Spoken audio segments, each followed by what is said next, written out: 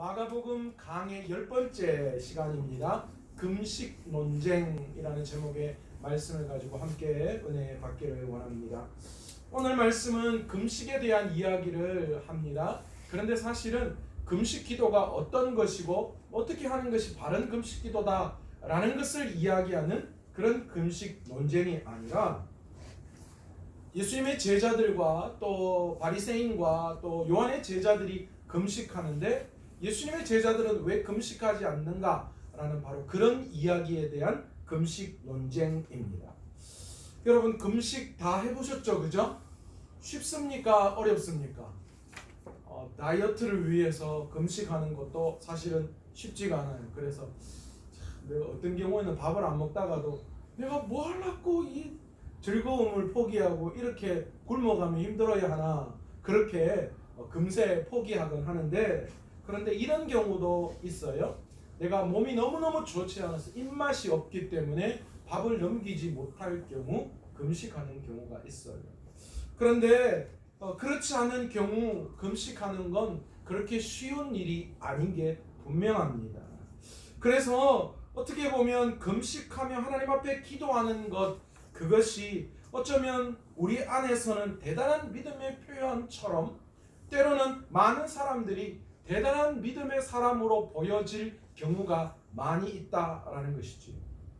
구약에서도 하나님을 섬기는 대표적인 경건의 모양 중에 하나가 금식이었습니다. 유대인들은 1년에 반드시 한 번 금식을 해야만 했습니다. 그날이 대속죄일이라고 하는 날입니다. 이 날은 온 백성이 하나님께 나아와서 자신의 죄를 고백하고 그리고 자신의 죄를 용서해 주신 하나님 앞에 감사하는 날이기도 합니다. 레위기 16장 1절 이후로 쭉 보면요, 이 대속죄일에 관한 기록이 잘 나와 있습니다. 그날에는 제사장도 세마포 옷을 새롭게 입고 또 향을 피우고 피를 뿌리며 하나님 앞에 나아가야 했습니다. 더불어 온 백성도 금식하고 함께 반드시 동참해야 하는 날이 바로 대속죄일입니다.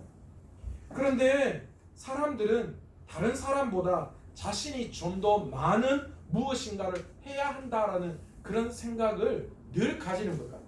그래서 좀 기도한다라고 하는 사람들은 어떻게 해요? 한번 앉으면 내보다 더 기도 많이 하는 사람 있으면 안 되죠.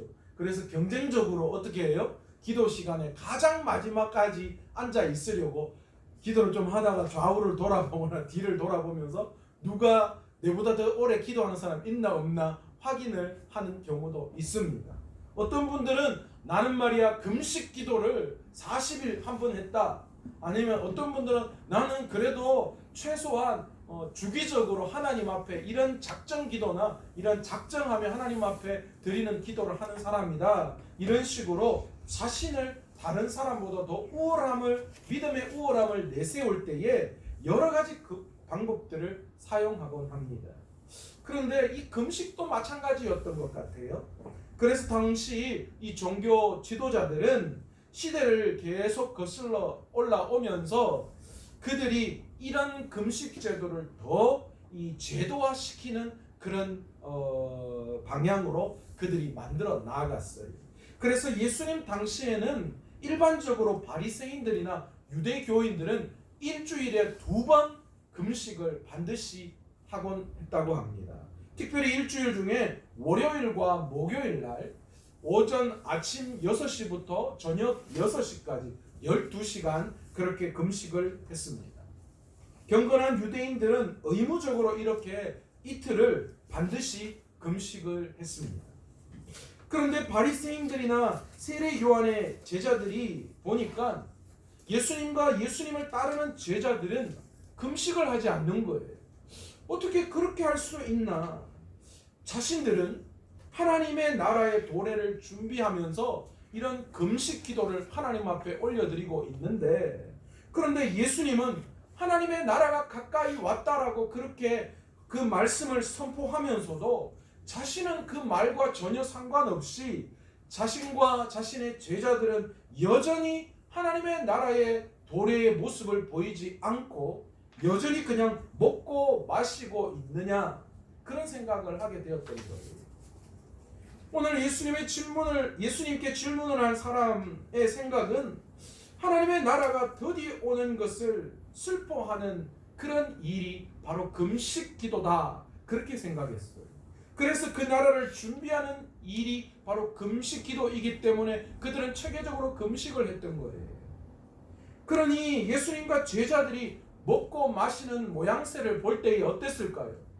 아니, 하나님의 나라를 전파하는 사람들이 어떻게 저렇게 앞에 다르고 뒤가 다를 수 있는가 이렇게 말할 수밖에 없었던 거예요. 이해가 가지 않았던 거예요. 그래도 최소한 2번은 아니더라도 1번은 해야 되지 않겠느냐.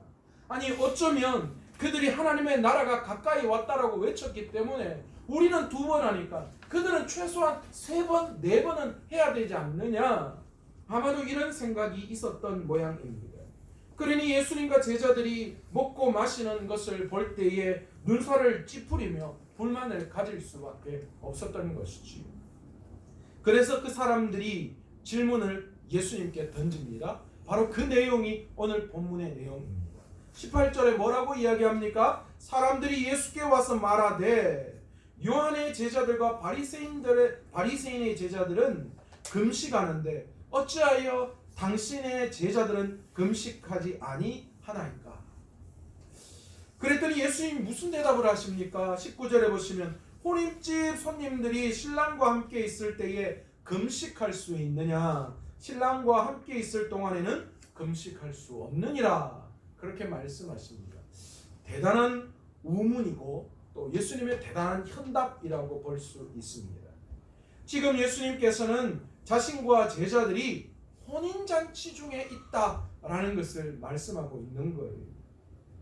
예수님이 신랑이 되시고 그리고 그 혼인잔치에 많은 사람들이 참여했던 것처럼 이 예수님을 따르는 그 많은 무리들이 바로 그 신랑의 이 잔치에 참여한 손님들의 비유를 하고 있다라는 것이죠. 그렇기 때문에 혼인집 손님들이 금식하는 게 말이 되느냐 그렇게 말씀해요. 사실 여러분, 유대인의 결혼식은 우리나라 결혼식처럼 날 정해놓고 그날 예식 끝나고 그리고 끝나자마자 모여서 뷔페 먹고 파티하고 피련하고 그냥 끝내버리는 그런 결혼식이 아닙니다. 유대인의 결혼식은 3가지 절차를 이 단계를 거쳐야 했습니다. 첫 번째가 눈이 맞아야 하죠. 그래야 결혼을 하죠. 이렇게 남자가 보다가 자기 마음에 드는 여인이 있으면 그 여인과 눈을 딱 마주칩니다. 그리고는 정혼 단계를 거칩니다. 요셉과 마리아가 정혼했다 그렇게 성경은 표현하잖아요. 근데 이 정혼이 뭐냐? 정혼한 이 남자가 어떤 여인이 마음에 들면 예물을 지참해서 그 여인, 신부가 될 그 여인의 집에 아버지를 찾아갑니다. 그리고는 단판을 짓습니다. 딸, 내 주유소 내가 이만큼 가지고 왔습니다. 그렇게 이야기하죠. 그러면 신부의 아버지는 신부에게 묻습니다. 네 자하고 결혼할래? 그러면 오케이 하면 아버지가 신랑과 계약을 맺습니다. 남편이 서약을 합니다. 내가 당신의 딸을 얼마에 어떻게 그렇게 신부로 맞이하겠습니다. 그렇게 선언을 하면 정혼이 이루어지는 거예요.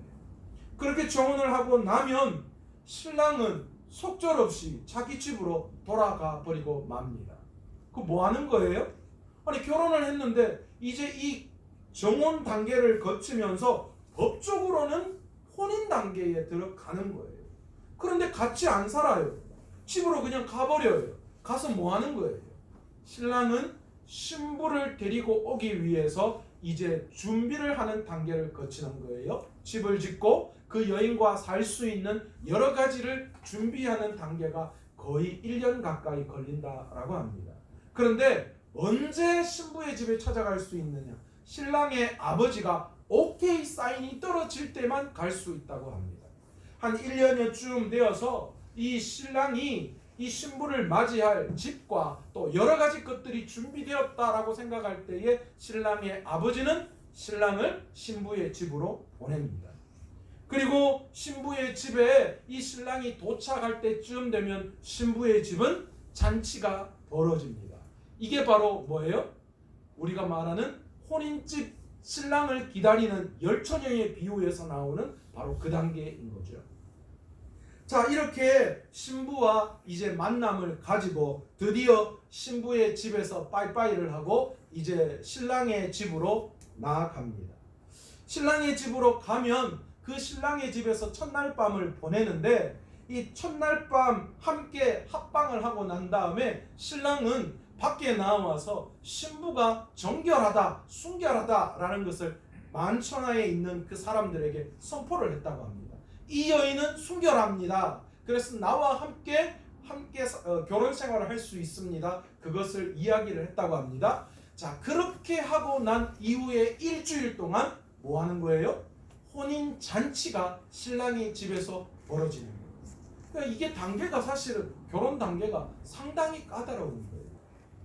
이렇게 혼인 잔치가 시작되는 관습, 이런 성대한 잔치가 시작되는 관습이 혼인 잔치이죠. 그런데 이런 잔치가 벌어지는 날 어떻게 이 잔치에 참여한 사람들이 금식을 할 수 있느냐라는 거예요. 사실 당시에도 혼인 잔치 날과 이 금식일이 겹쳐질 경우가 많지 않겠어요? 일주일이라는 그 기간 동안 금식일이 있으니까요. 그러니까 이렇게 금식일과 혼인 잔치가 겹쳐졌을 때에는 이날만은 혼인 잔치 날만은 예외 조항으로 이날 혼인 잔치에 참여한 사람들은 그때 금식하지 않고 먹고 마실 수 있었다라고 합니다. 예수님께서 바로 이것을 이야기하신 거예요. 예수님은 바로 이것을 두고 오늘 혼인 잔치에 왔는데 누가 금식하느냐? 그런 사람은 어리석은 사람 아니냐라는 것을 말씀하고 있다라는 것이죠. 예수님께서는 혼인 잔치의 비유를 들면서 하나님의 나라가 가까이 왔다라고 보셨으며, 또한 그러므로 즐거워하고 축하할 때가 바로 지금이다, 그렇게 말씀하고 있는 거예요. 지금 예수님이 뭘 이야기하시는 거예요? 주님이 이 땅에 인간의 모습을 입고 오신 그 자체가 이미 하나님의 나라가 왔다라는 것을 의미하고 있죠. 그러니까 그날 주님과 함께 있을 때에 당연히 주님과 함께하는 즐거움을 맛보아야 된다라는 것을 말씀하고 있는 것입니다. 자신이 그 일을 위해 오셨기 때문에, 그리고 그 나라가 예수님이 이 땅에 오심으로 이루어져 가고 있고, 또한 곧 십자가를 지심으로 완전히 이루어 주실 것에 대한 이야기를 하고 계시는 것입니다. 사실 하나님의 나라가 죄 많고 아무 자격 없는 이스라엘에게 다가오듯이 그 나라는 아무 자격 없는 이들조차도 구원하시려는 하나님의 자비로우심과 계획을 기초로 하고 있는 뜻이기도 합니다. 이것이 바로 예수님의 제자들이 하나님 나라가 오도록 하기 위해서 금식하지 않는 이유입니다. 그리고 예수님이 앞선 구절에서 다른 이들과 더불어 아무 자격 없는 사람들, 즉 세리와 죄인들과 함께 먹고 마신 이유도 여기에 있는 것이죠. 주님이 오심으로 말미암아 혼인 잔치가 시작된 거예요.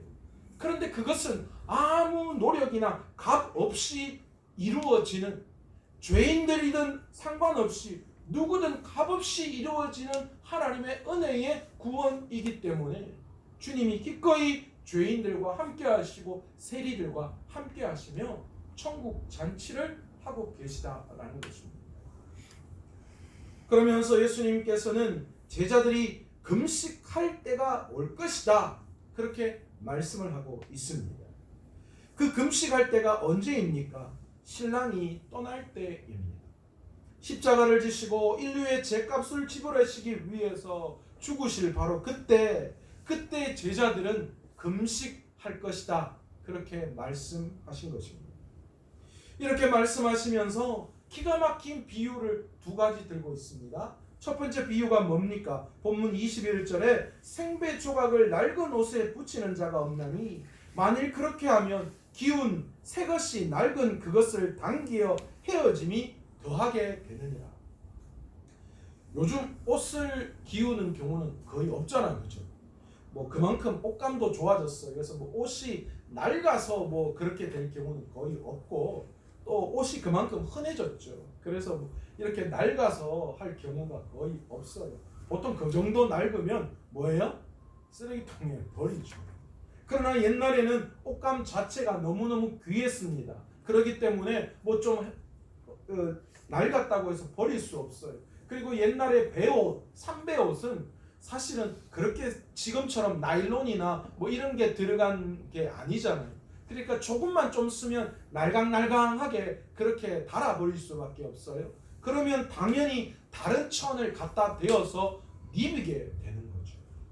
여러분 누더기라는 단어 아시죠? 그죠? 이 원래 새 옷은 하나도 없고 이쪽 저쪽으로 그냥 온갖 짜투리 옷들을 모아서 붙인 옷을 우리는 누더기다 그렇게 이야기하잖아요. 그런데 여러분 이런 옷이 헤어져서 다른 옷을 덧대어 옷을 기울 때에 원칙이 있습니다. 어떤 원칙이요? 뭐 요즘은 사실 이게 말이 잘 안 돼요. 요즘은 뭐 어떤 옷을 뭐 대해서 깊든 간에 뭐 사실 또 깊지도 않지만 이게 옷이 땡기거나 뭐 그래서 낡을 경우는 거의 없어요. 그러나 당시 이 시대에 이 배옷은 낡으면 다른 옷을 대야 되는데 그런데 만약에 그 낡은 옷을 댈 때에 새로 기울 때에 새 배옷을 갖다가 대면 이 배옷의 이 특징이 뭡니까? 빨 경우에는 굉장히 줄어드는 그런 성향이 있다라는 거죠. 그래서 안 그래도 낡은 옷인데 그 낡은 옷에 새 배옷을 갖다 대어서 기워버리면 나중에 빨고 나면 그 새 옷이 줄어들면서 양쪽에 있는 날강날강한 그 부분까지도 땡겨져서 다 뜯어져 버리는 그런 일이 일어난다라는 거예요.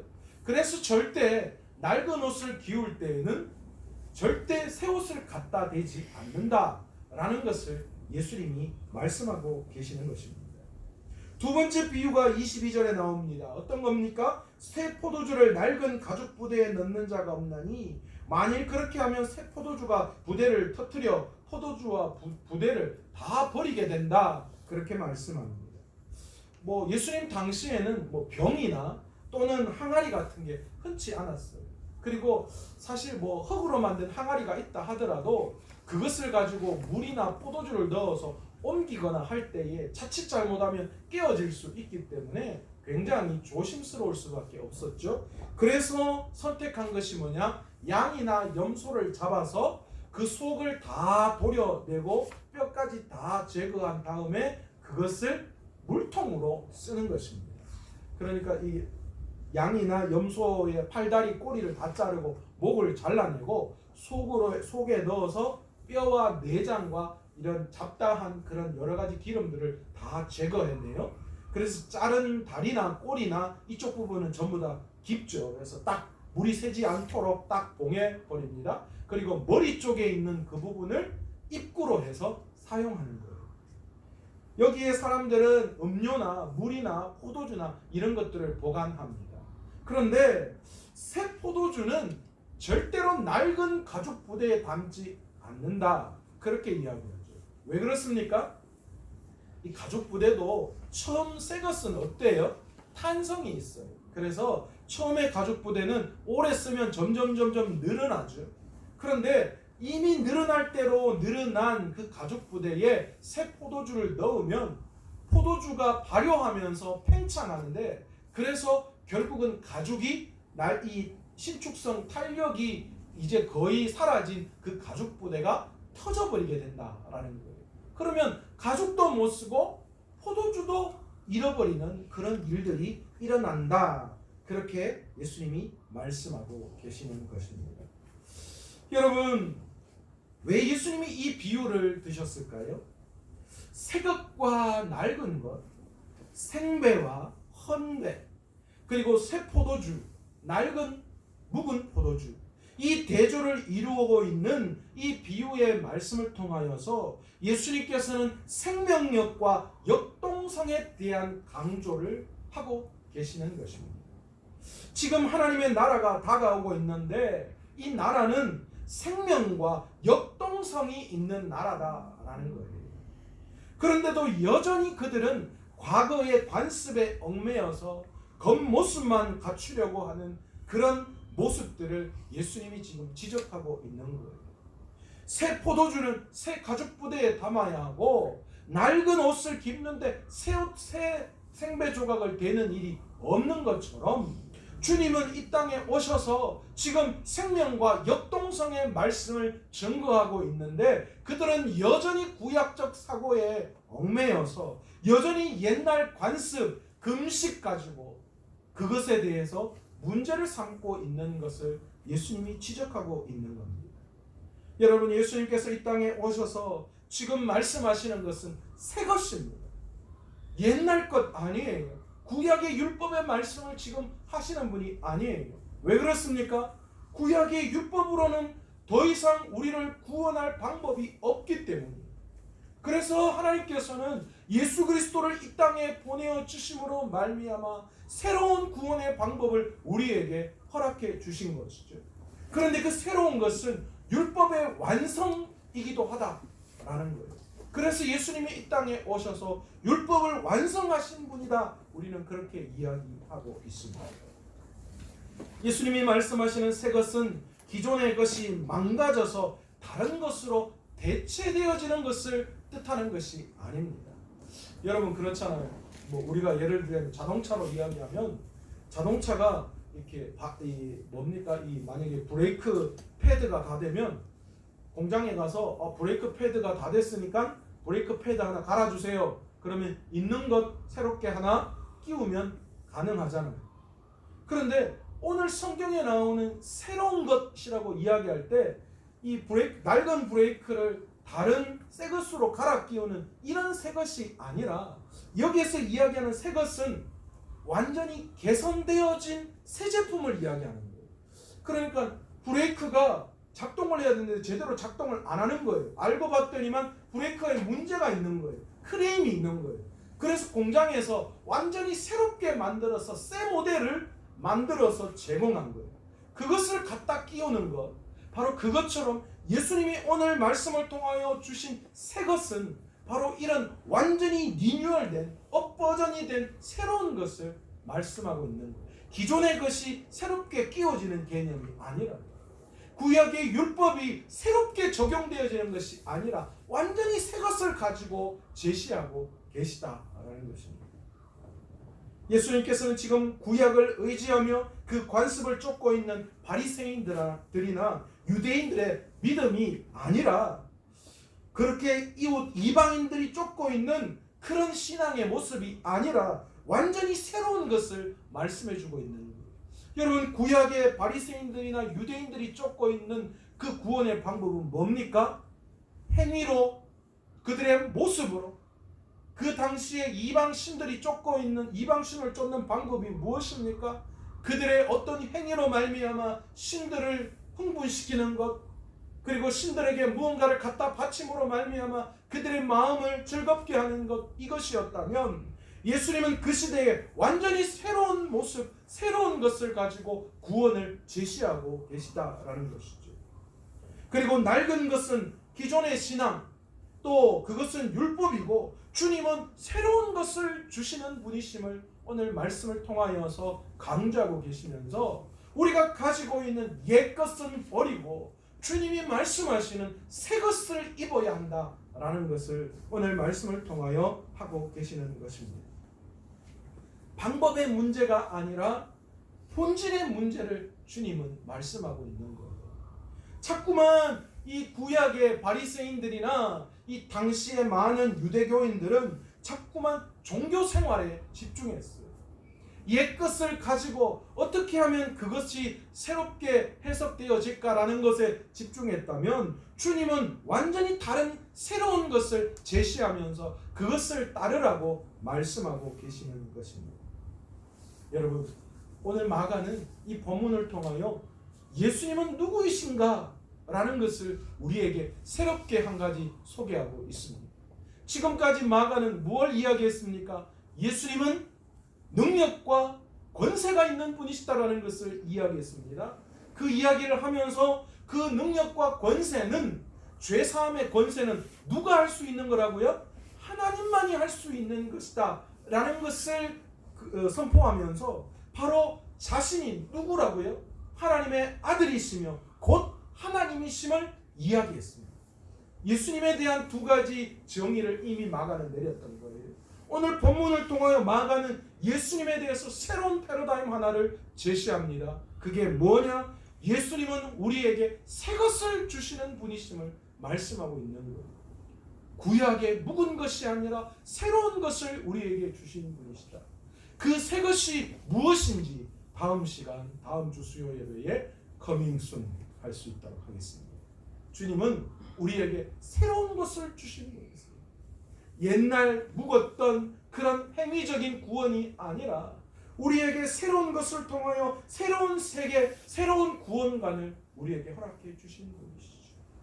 오늘 이 시간 이제 우리의 삶 가운데 있는 옛 것들은 버려버리고 지금까지 우리가 가지고 있었던 종교적인 행위들, 우리가 가지고 있던 묵은 그런 여러 가지 겉모양새에 거쳤던 그런 신앙의 모습들을 다 버려버리고 주님이 말씀하신 새 옷을 진정으로 입을 수 있는 새 포도주는 새 가죽 부대에 담는 것처럼 주님이 이미 새로운 복음을 선포하셨기에 오늘 저와 여러분이 그 새로운 것을 담을 수 있는 그릇이 될 수 있기를 간절히 축원합니다. 예수님은 이 땅에 있지는 지금 예수님이 이 땅에 있지는 않으시지만 예수님의 정신이 살아 있듯이 이 예수님의 정신 새 것을 오늘 우리의 신앙을 통하여 새롭게 만들어 가야 되는 우리의 삶인 줄로 믿습니다. 그러게 오늘 이 시간 우리가 가지고 있는 것 중에 과거에 율법에 얽매이고 행위에 얽매였던 여러 가지 이 과거에 우리의 삶을 묶어놓고 있는 모든 것들이 있다면 오늘 이 시간 그 모든 것들을 다 내려놓기를 원합니다. 참 대단한 거는요, 주님이 이 땅에 오셔서 하신 것은요, 너희들 아무것도 하지 말고 가만히 있어, 그냥 나만 바라봐, 내 손만 잡아, 그 말씀하신 거예요. 주님이 주신 새로운 것이 바로 이거예요.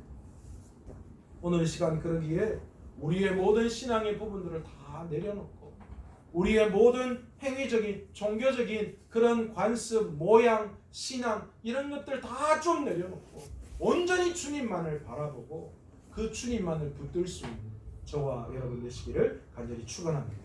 오늘 이 시간 말씀을 생각하시면서 기도하시기를 원합니다. 함께 기도할 때에 주님 그렇습니다.